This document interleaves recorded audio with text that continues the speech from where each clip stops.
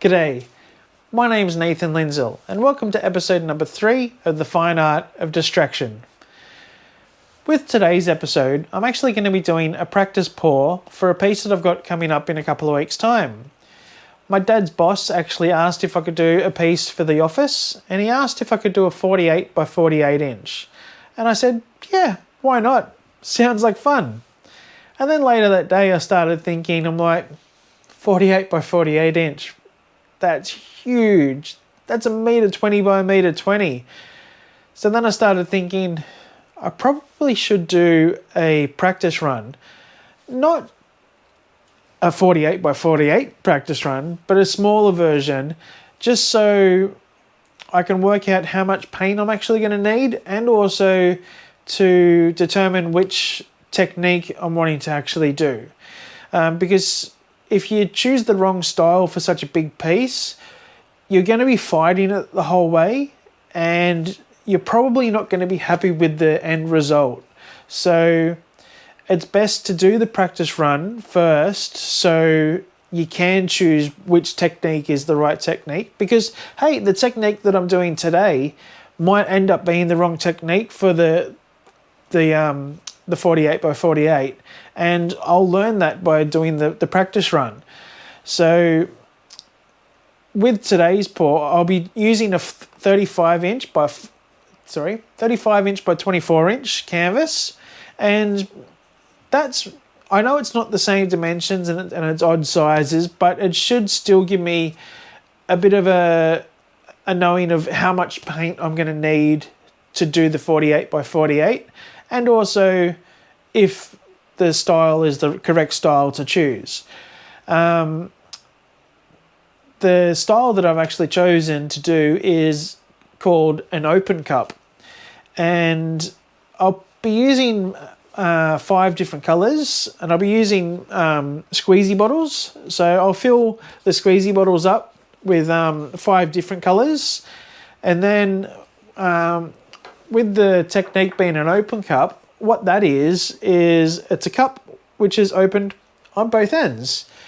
And what I'll be doing is I'll be doing a base coat over the whole canvas, and on the small practice run I'll be using 5 of these, and if it turns out okay, on the big piece I will use probably 9 of these.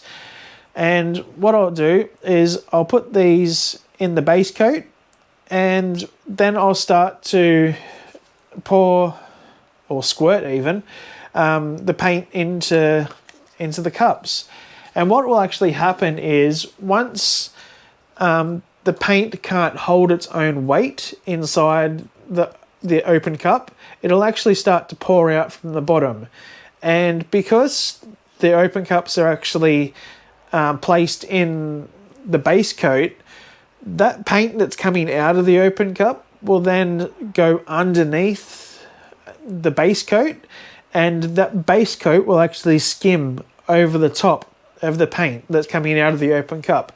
And then hopefully what will happen is, as the paint is going underneath the base coat and the base coat is skimming over the top of the paint, it's going to be sort of creating a lot of cells and a lot of lacing, and all those cells and lacing gives the paint all those sort of effects that you just can't get with a paintbrush. So that's the technique I'm going to be trying.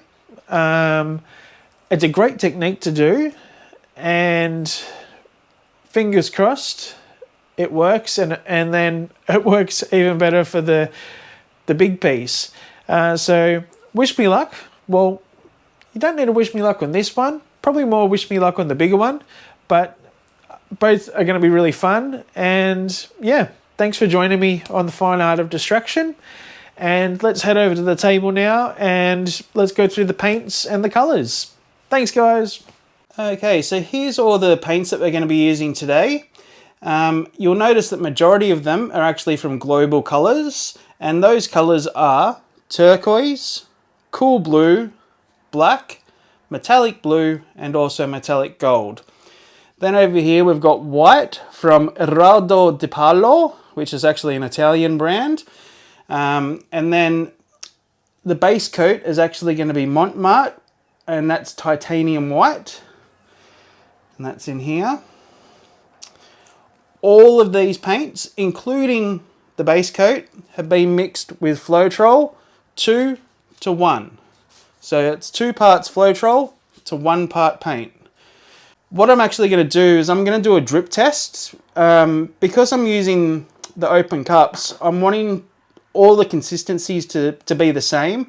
And because I've got 2 metallics in here, metallics actually are a little bit thicker because they got mica powder in them. So by doing a drip test, that'll give me an idea of what ones need to be either thickened up or thinned down. Okay, so here with the drip test, it's a very basic sort of test. All I've got is a plastic sleeve with a bit of cardboard inside, and I've just put a crease down the bottom. So when I drip all the paint up the top, what I can then do is hold the bottom and then tilt up and then watch the paint run down the cardboard.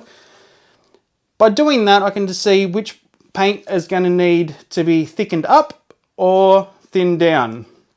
Alrighty, so let's get to it.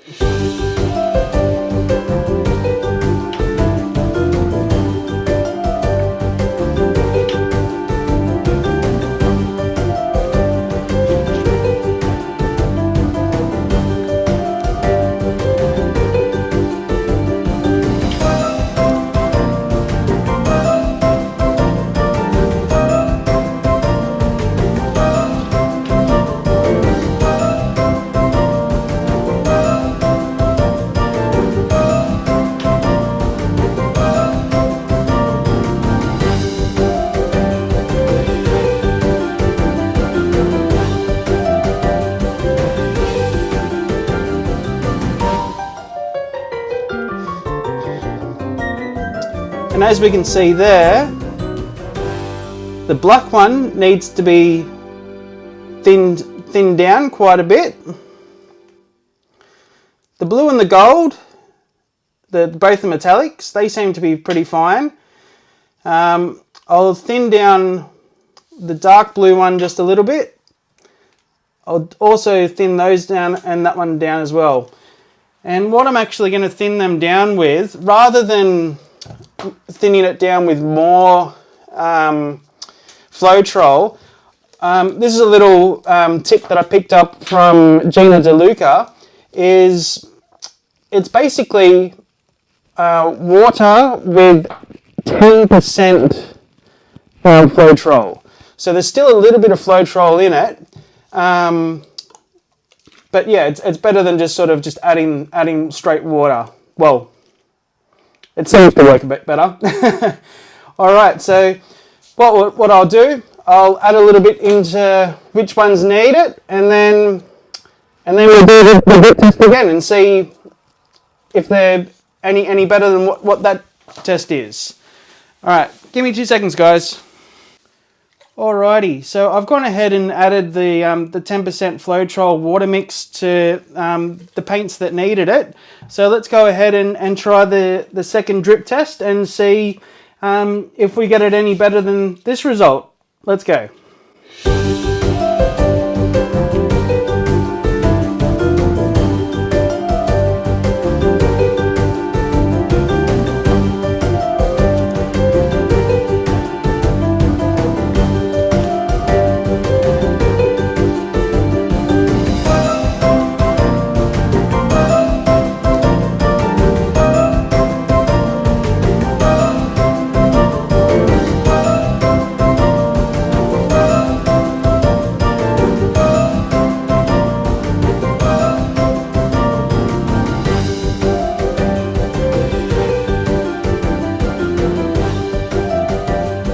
Alrighty, so as you can clearly see, they've actually all come very, very close to being the same speed, but the gold is still a little bit thinner, but I'm actually okay with that. So it's actually quite funny because it's completely different to what I said at the start, where I said that the gold and the metallic blue would have been the thicker ones. They're actually the thinner ones. Anyway, I suppose you can't pick it, can you? Alrighty, well, now that I've got all the paints at as you can see, a pretty good consistency, I think it's time to start pouring some paint. Alright, let's go. Thanks, guys. Alrighty, now we're going to do our base coat, which is the Mont Titanium White. So we'll just pour some on here. Now, it might seem like there's a lot on there, but the reason why we put so much on here is so the paints actually have something to sort of move on. Because if there was no base coat, there wouldn't be any movement. So the paint would sort of roll over on itself. So.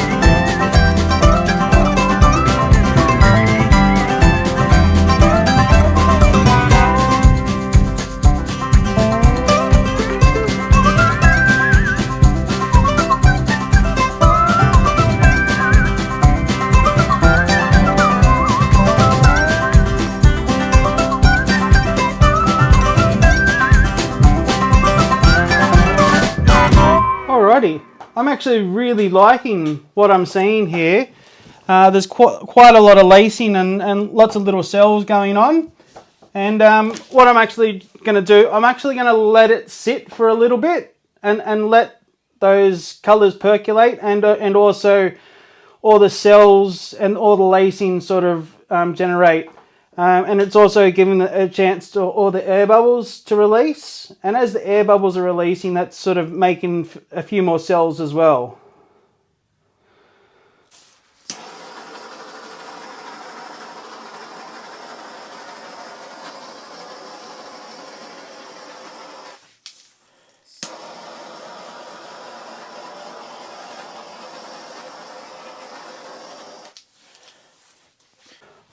Alrighty, so what we're going to do now, we're actually going to start to tilt it out and sort of stretch it out across the canvas. And what you will start to see, you'll actually start to see the weight of the paint moving, and that's how you can sort of determine where it is and how it's going to sort of go over the corners and all that sort of stuff. So, alright. Before I tilt it, what I might actually do,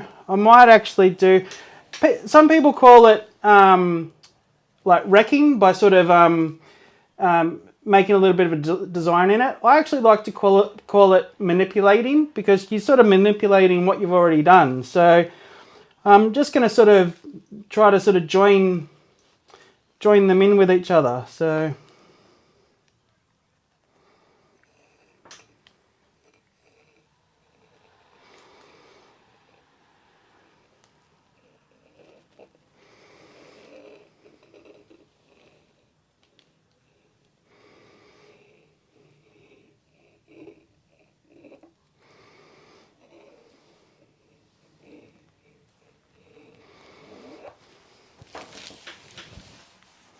So you can call it enhancing, wrecking, manipulating, whatever. But I actually like sort of how it sort of creates its own little sort of pattern. So even though I did a pattern on top of it, but it creates a pattern within the paint. So, and as I'm stretching it out, you'll actually see it sort of spread out further. So let's get tilting, I guess.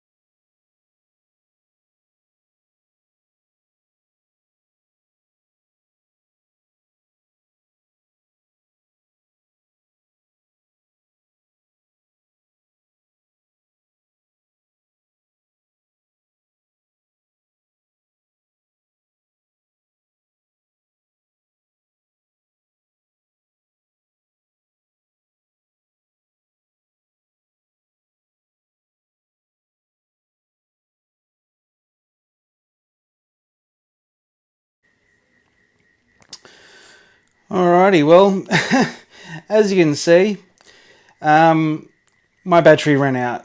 I am absolutely devastated that I couldn't show you me tilting out this. So I've charged my phone up a little bit, just so I can show you around, I guess, the final result. Yeah. Pretty gutted that the battery ran out, but as a lot of you out there that do fluid art and have channels know the pain of running out of battery when you're filming. Alrighty, so yeah, so this is actually the final product. I think it turned out really good. I might actually just turn that off.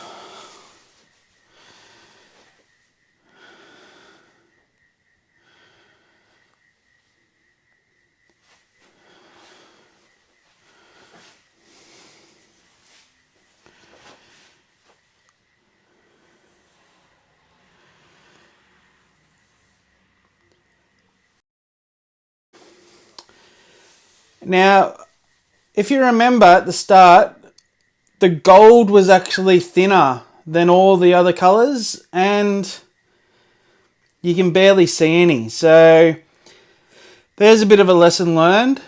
I should have actually probably thickened that up, because I was trying to thin the others to get to the same consistency as the gold, but as you can see, there's very, very little gold, but I actually put more gold than any of the other colors. Like, I actually used the whole bottle of the gold and only 3/4 of the bottle of the others. But anyway, it is all a lesson learning sort of experience, because hey, I've only just started. So,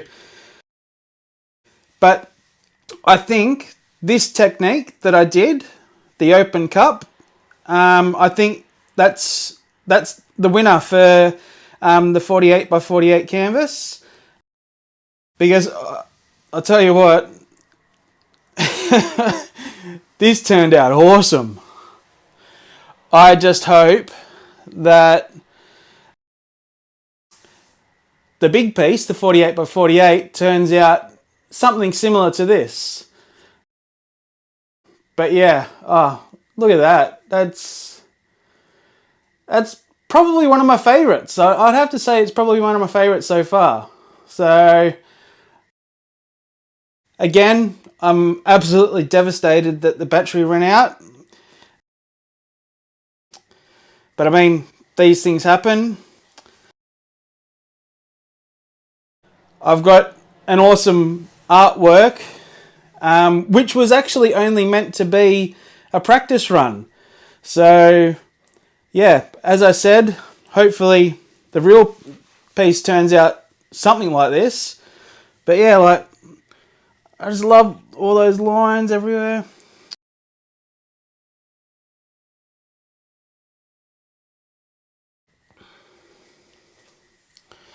I love that. That's sick. It really looks like an ocean piece, like from really high up, like almost like a satellite picture. Very happy with the outcome. Devastated that the battery ran out. But yeah. Again, thanks guys for tuning in. I really do appreciate it. And if you like what you saw today, give us a thumbs up. If you're new to my channel, please hit the subscribe button and hit the little bell to basically so you get notifications when all my new videos get uploaded. I am going to try to do a new video every 2 weeks. Yeah, because the pain situation is sort of getting in the way of doing it weekly. But yeah, once again, thanks for joining me, and this is the fine art of distraction.